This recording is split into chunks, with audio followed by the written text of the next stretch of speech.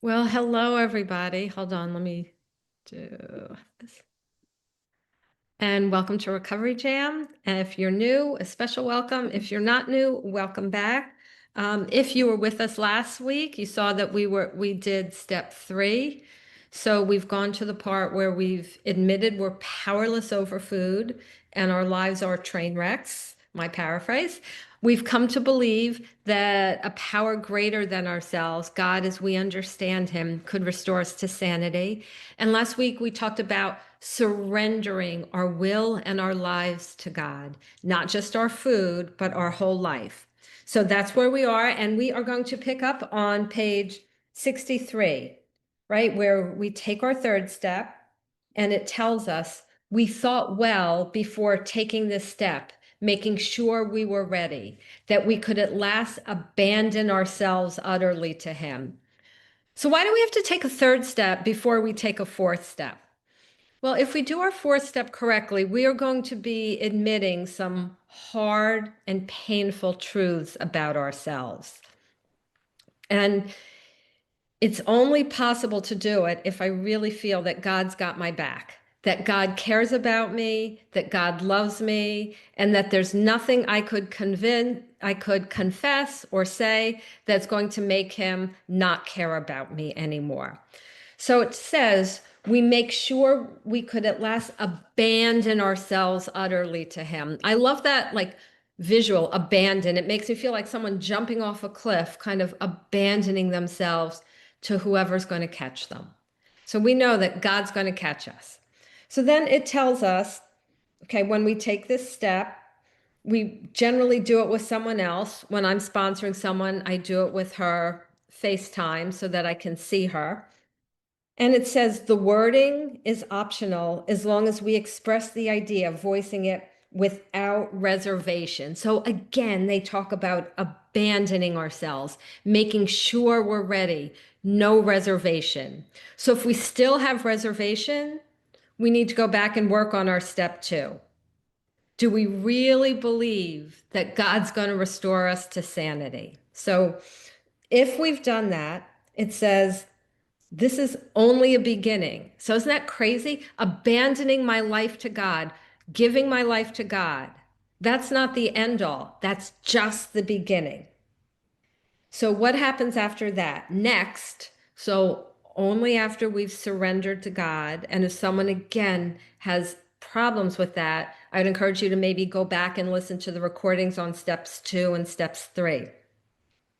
Look at the words they used here. We launched out, that makes me think of a rocket, on a course of vigorous action. Launch vigorous action. So they're starting to talk about our fourth step, and they are telling us this is not a 10-minute a day job. This is basically when we're not working or sleeping or taking care of family responsibilities, we're working on our fourth step. And then page 64, though our decision, meaning our step 3 decision to surrender our lives to our loving creator, was vital. Vital means like life-giving, vitality and crucial step. Listen to this. Though our decision was a vital and crucial step, it could have little permanent effect unless at once followed by a strenuous effort to face and be rid of the things in ourselves which had been blocking us. Okay, there's a mouthful there, and there's a lot of good stuff there. So they're telling us, one, our decision to surrender to God is vital and crucial, and that it can have a permanent effect. Y'all, recovery can be permanent. That saying that some people say relapse is part of recovery, that is not true. Sometimes it is, but it is not supposed to be. It is possible to never binge again.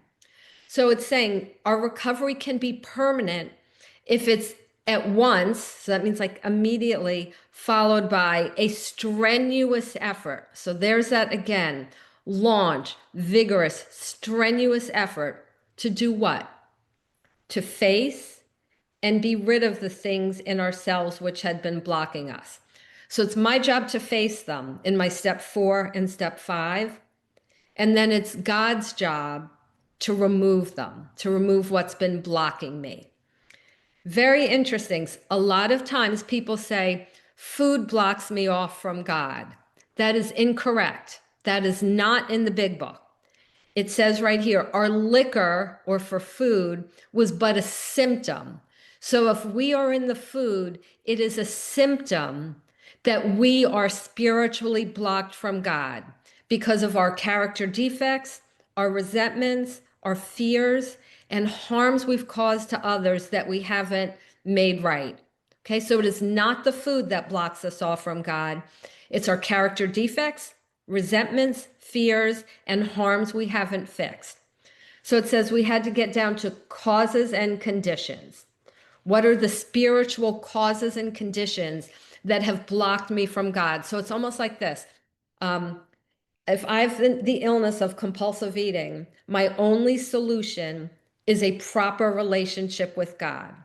And I say proper very advisedly because I always had a relationship with God. I believed in him, always believed he existed, and didn't really care what he said. That's a relationship, but it's not a proper relationship. A proper relationship is where I have surrendered to him.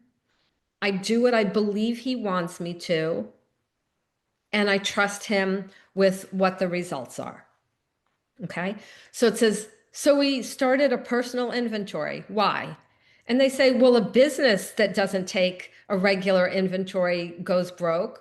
It's a fact-finding and fact-facing process. The goal is to just see what isn't working. And it says, if the owner of the business is to be successful, he cannot fool himself about values.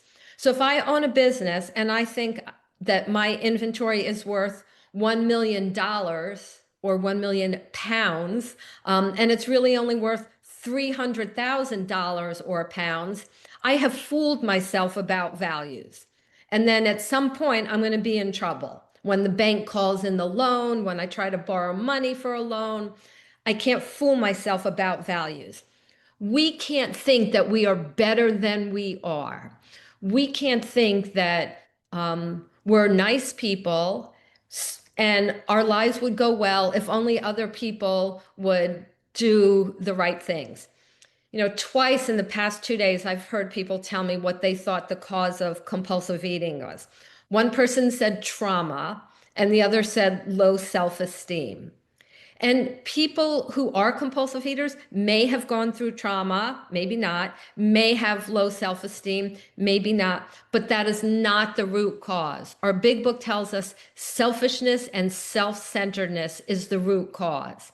So if I try to treat this illness by raising my self-esteem, I'm not going to get anywhere. And the irony is, as we work this program and we clean up our past and we make amends and we start living lives to help others, self-esteem just kind of happens automatically. It's like an automatic fruit of this program.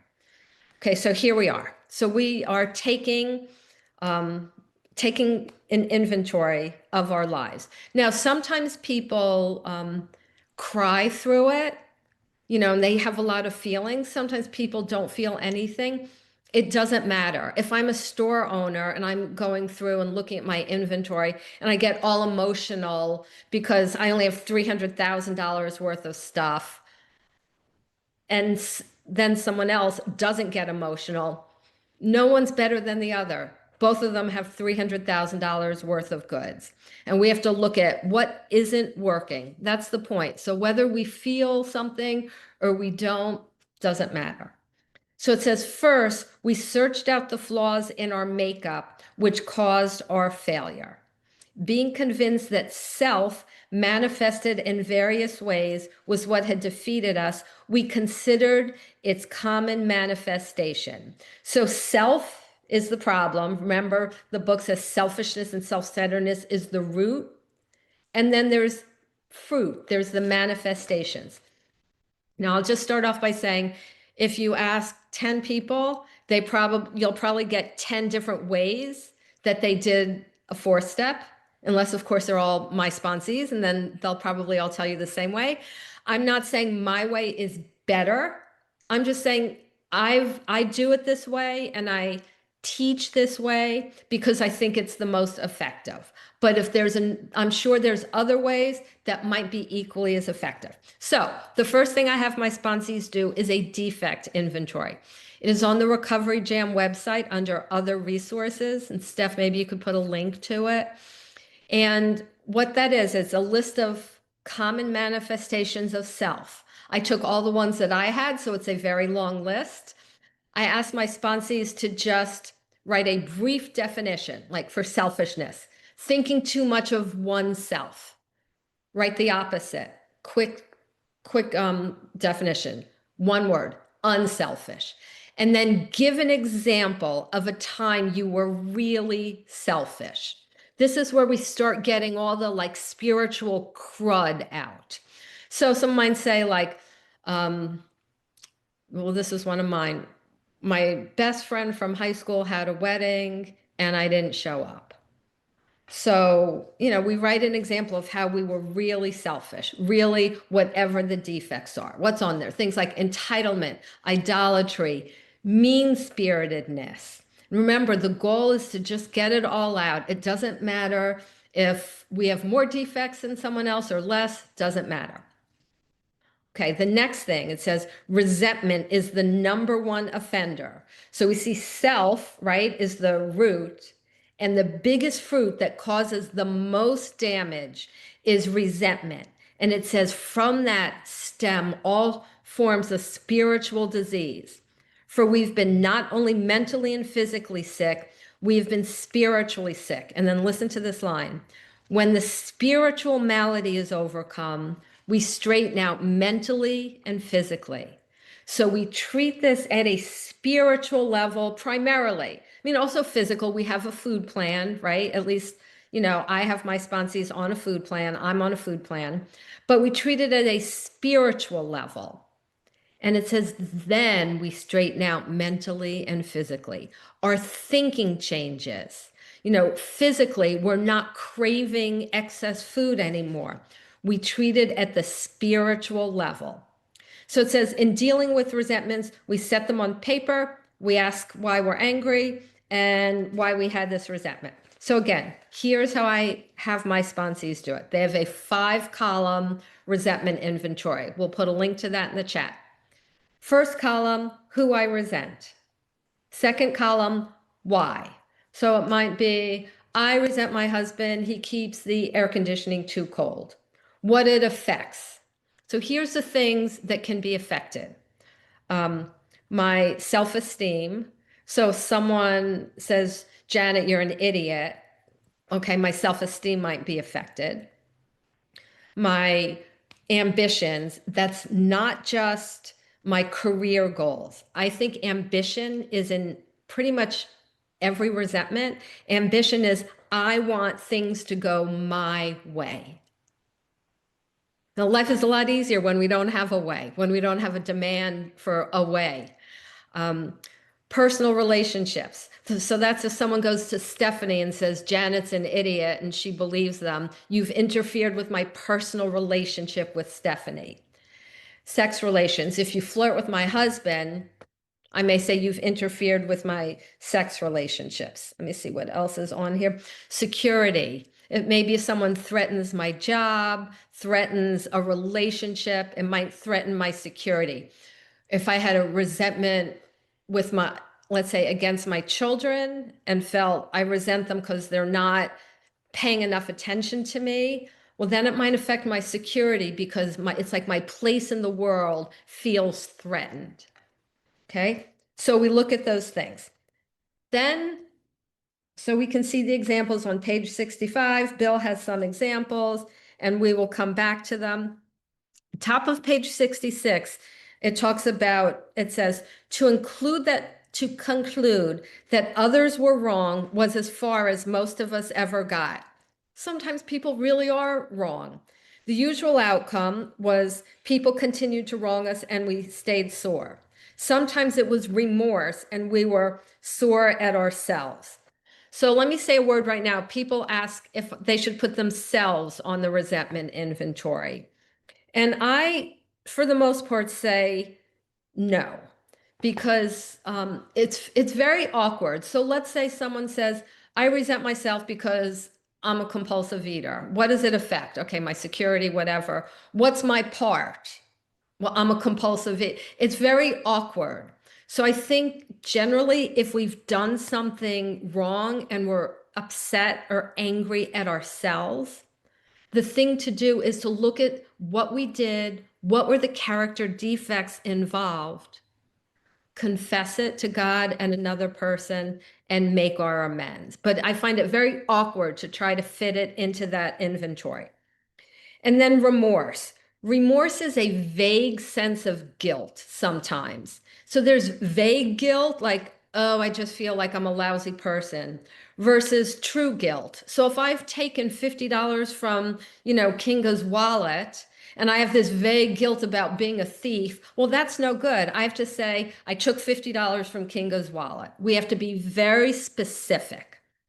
Okay, so resentment. So they go on and tell us, lives that have deep resentment are futile and we will be unhappy. And then they have a formula for normal people. To the precise extent that we permit these resentments, do we squander the hours that may have been worthwhile? Easy equation. If I've squandered 100 hours of being, if I've been resentful 100 hours, I've squandered 100 hours of my life. And they say, okay, that's for everyone. But for the alcoholic, for the compulsive eater, whose only hope is to maintain and grow our spiritual experience. Remember, page 25, our spiritual experience is a relationship with God where we've allowed him, by virtue of our surrender, to enter our hearts and lives in a miraculous way and to do for us what we could never do for ourselves. That is our only hope. So they say this business of resentment is grave. That means like deadly. It's fatal. For when harboring such feelings, we shut ourselves off from the sunlight of the spirit, the insanity of food returns, and we eat again. For us to eat is to die. Okay, so a couple things.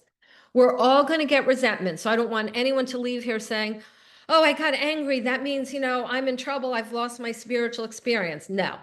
When harboring such feelings, so think of a harbor.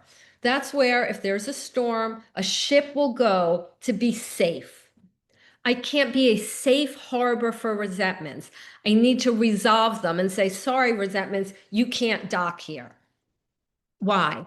Because when we're harboring resentments, it says we shut ourselves off from the sunlight of the spirit. So like, here's me, here's the sunlight of the spirit, which needs to just keep shining on me and growing in me. And when I have a resentment, boom, it's like I've put a steel trap door between myself and God. So I need to resolve them quickly.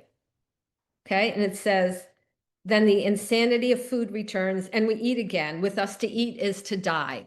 So this program is not really for someone who wants to lose 5 pounds so she could look better at her high school reunion so that boy who dumped her when she was 16 feels bad. This program is for people who just say, I'm powerless and my life is unmanageable and I will do anything to not eat again. I hear every now and then there's someone who comes along and they pick up every now and then they go back on and they pick up and they go back on. And Melissa and I talk about that and we say, we can never, ever entertain that because I believe, and she believes, if I pick up again, I don't know that I would ever stop. So I need to do this work so that I never pick up that first bite. Okay, it says, we turn to the list again, for it held the key to the future. We have to look at it from a different angle. That we saw that the world and its people dominated us, and other people's wrongdoings had power to actually kill. So if someone does something wrong to me, it has the power to actually kill me because it cuts me off from the sunlight of the spirit. It says, these resentments must be mastered, but how? We can't wish them away. I can't just say, I know I can't have a resentment, therefore I won't have it. It won't happen. If I have a mole that grows on my face and it's cancerous and I just say, oh, this is really deadly. Okay, mole, go away. I can't have you. Well, it doesn't work like that, right? I need some kind of outside intervention.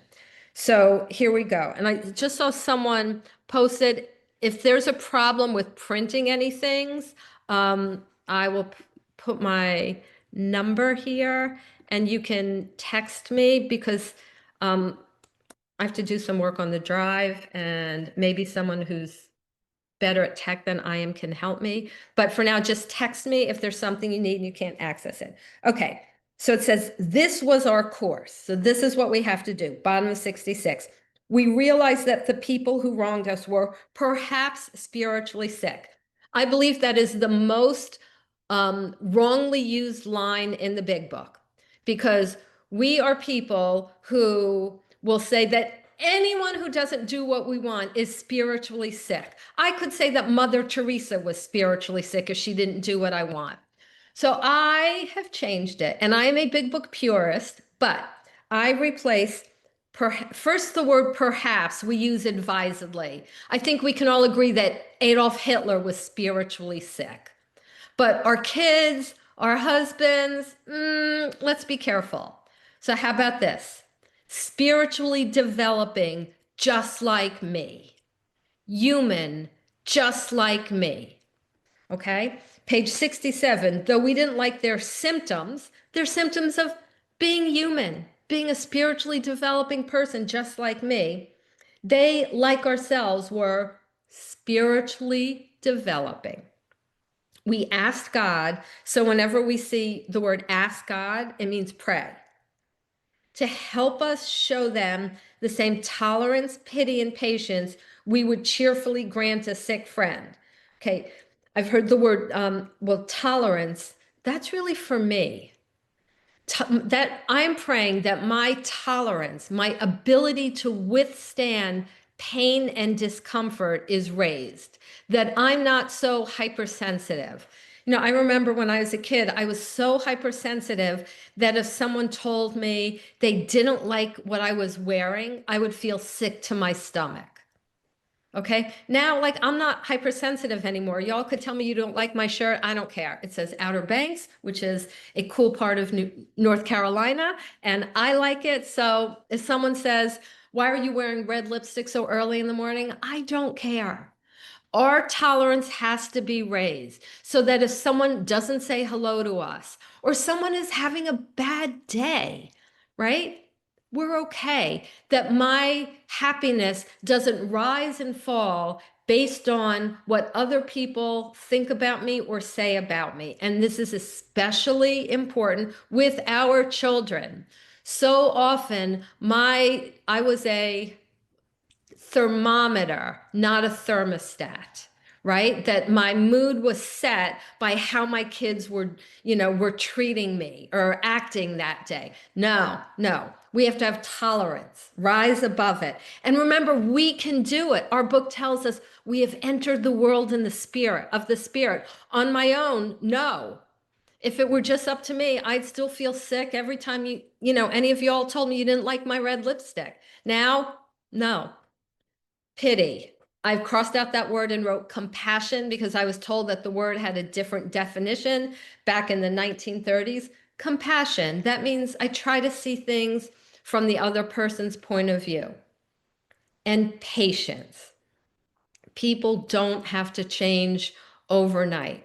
There is a prayer I say for my children every morning. I pray, that God blesses them with whatever they need for their spiritual, physical, mental, emotional, and financial well-being. And part of my patience is I say, Lord, I believe that the good work you've begun in my children, you will bring to completion. Doesn't have to be today, doesn't even have to be in my lifetime, but I believe it and I will have the patience to wait for it. So we show them the same tolerance, pity, or compassion and patience that we would cheerfully grant a sick friend or that I would want shown to me on my grumpy bad days. I am happy most of the time, but every now and then, if I don't sleep enough or just because things aren't going my way, I have a grumpy bad day. And so what I want my family and my friends to just show me tolerance, compassion, and patience. And so if a person offends us, we say a prayer. This is a spiritually developing person. How can I be helpful to him? God, save me from being angry, thy will be done. We pray to be rescued. And I want to challenge all of us here, especially those of us who've been around a while. When we get resentments, do we say that? This is a spiritually developing person. How can I be helpful? God, save me. God, rescue me from being angry. Thy will be done. Because if we're just writing inventories without praying, we are doing self-therapy, and it's not going to work. We don't want to do this without bringing God in. Okay, so this is a prayer we should memorize and say whenever we get angry, as soon as we get angry. Before we call someone to do a 10-step, we want to process it with God. Okay? Tells us we avoid retaliation or argument. We wouldn't treat sick people that way, right? We don't retaliate or argue if we know someone's acting this way because they have a brain tumor. So retaliation, getting them back, argue, demanding that they see things my way. Why don't we retaliate or argue? Well, we destroy our chance of being helpful, right? If someone gets me back or they're fighting with me and then they want to help me, I'm going to have a bit of a barrier there. And it says we can't be helpful to all people, but the bare minimum, at least, God will show us how to take a kindly and tolerant view of each and every one. I'm just thinking like a good thing to do, right? If someone like their sponsor hasn't given them any assignments, but they're looking to grow spiritually, go through this book and look at all the things it says about God. So the paragraph before, it says or implies God will save us from being angry. But here it tells us God will show us how to take a kindly and tolerant view of each and every one. So if you're having trouble believing in the goodness of God, go through the book, the first 164 pages, and see what this book says about God, what the 100, alcoholics, half of whom didn't believe in God when they started, what they say about God. So like right here in 2 paragraphs, I see like a bunch of things. God will help us be tolerant, compassionate, and patient. God will rescue me from my anger. God will show me how to take a kindly and tolerant view of each and every one. And I think if we do this and go and personalize it, like God will show me how to take a kindly and tolerant view, I think that will help us get a good working conception of God, right? Like who can complain about a God like this? He removes my resentments. He gives me tolerance, compassion, and patience. He helps me be kind and tolerant to everyone. Okay? So at this point, I ask my sponsees to take an hour and review their inventory and pray. Not an hour per person. Someone once asked me that. Do I have to spend an hour per person? No, an hour total. And pray. And Steph, did you link the resentment sheet here? Okay. So in there between column 3 and 4, you'll see a prayer that I wrote. Obviously, you can use your own prayer, but it's basically taking these directions and putting them into a prayer form. And we really want to pray for God to soften our own hearts. So we want to spend this time with God and maybe spend this time thinking about other people's history. I may have mentioned it before. So my dad was really rough on us growing up. He yelled a lot. Didn't hit us. He yelled a lot. He didn't drink. He worked a lot of hours and he yelled. And when looking back, doing a resentment inventory, I think of his father. His father was an alcoholic who didn't always work and beat them, physically beat them. My father didn't drink. He worked hard for his family. He didn't beat us, he just yelled. So in God's eyes, in God's economy, my father may be a saint. So we need to really look at people and look at them that way. And now my father's passed on, but when I think of him, and I mean, I remember one time he said, like, I'm going to break every bone in your body. I'm going to beat the living daylights out of you. The only time I think about that is if I'm trying to help another person. It has no energy in my life anymore. And I remember things like, when we were in New York and I was driving and I had to parallel park, and he's like, it's okay, Janet, you got this. How they supported me through college, through graduate school, how they loved my children. Again, when I don't even think about how he used to yell unless I'm trying to help someone and use that as an example. And by the way, when I did my resentment inventory against my dad, at one point I just said, God, when my father dies, anything wrong he did to me, don't use it against him when you judge him. I let go of it with my soul, with my will, before my emotions could catch up. And my emotions eventually did catch up. I used to be so afraid of him that when I heard the kind of car he drove, I would shake. That all went away. Our God is a God who heals and heals completely. And I had a very good relationship with my dad before he died. He got to have a great relationship with his grandchildren, with me, with my husband, and any of that stuff. I just hope when he died and God did a life review with him, he did not say, remember how you treated your daughter? I hope he just said, well done, Sam. This is what our God does. Okay. So then referring to our list again. So after we have prayed, putting out of our minds the wrongs others had done, we resolutely looked for our own mistakes. Okay, there's that line. Where had we been selfish, dishonest, self-seeking, and frightened? Okay, I know a lot of ways y'all have been told to do an inventory is for every resentment, right? Where was I selfish? Where was I dishonest? Where was I self-seeking? And where was I frightened? I don't believe in doing that way. First, because it's awkward, and because then the real truth will hide in the midst of it. It's easier to just say one sentence, what is my part? So I'll give some examples from my life and some from Bill's inventory here. So let's see, we'll start with Bill because that's less embarrassing to me. So Bill said, I resent Mr. Brown. He told my wife of my mistress. Okay, instead of where was I, if Bill's doing this, where was I self-seeking, dishonest? What's Bill's part? I had a mistress, right? Very clear, very simple. Then column 5 would be his character defects. What character defects caused him to have a mistress?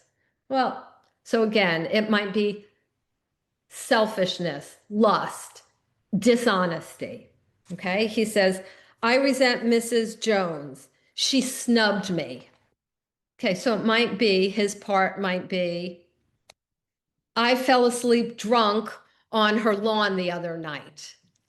And then so that would be his part. What would his defects be? Drunkenness, selfishness. But maybe he's always been nice to Mrs. Jones, never did anything wrong to her, and she snubbed him anyway. Well, then what's his part going to be? Here's what his part's going to be. I think what other people think of me is any of my business, right? Because what other people think of us is none of our business. And the defect would be codependency, getting my esteem based on what other people think. So if someone isn't kind to us, the first thing we do is think, did I do anything to cause this? If someone punches me in the nose, did I punch her in the nose first? If I really think I didn't do anything and it's just that person, what they think of me is none of my business. My employer, threatens to fire me for drinking and padding my expense account. What's his part? I drank and padded my expense account. And see how simple it is? We just hone in on what we did. So let me think of some my own examples. So this was a hard one for me. I had when my mom was sick, she had Alzheimer's. And this was before her diagnosis, but she was acting not as not great, but I didn't know why. And I just didn't want to spend time with her. And she still wanted to spend time with me. I did go once or twice a week, I'd go and be with her, but I resented it. So my resentment was I resent that my mom wants to spend so much time with me. What does it affect? My ambition to do what I want with my time. What's my part? And I remember saying to my sponsor, I don't think I have a part. I go, I spend time with her, I'm cheerful, I help her. And she said to me, if you have a resentment, you always have a part. And she said, how about this? And she would like just throw things out until I said, that's it. Because no one can ever tell us for sure our part because they're not us, right? The same thing could have different motives. So on that one, she said to me, how about this? I think I shouldn't have to do things I don't want to do. I'm like, oh, dagger to my heart. That's it. I think I shouldn't have to do things I don't want to do. What are my defects? Selfish, entitled. Let's say I resent my kids because they're not going to church. What's my part there? It's none of my business. I'm making something my business that's none of my business. What's my defect there? Playing God. Anytime I am angry at someone because of a decision that they have made, especially if it doesn't involve me, I am playing God, and my part is I'm making something my business that's not my business. So let's say my husband used to smoke. If I said, I resent my husband because he smokes, what's my part? I'm making something my business that's none of my business.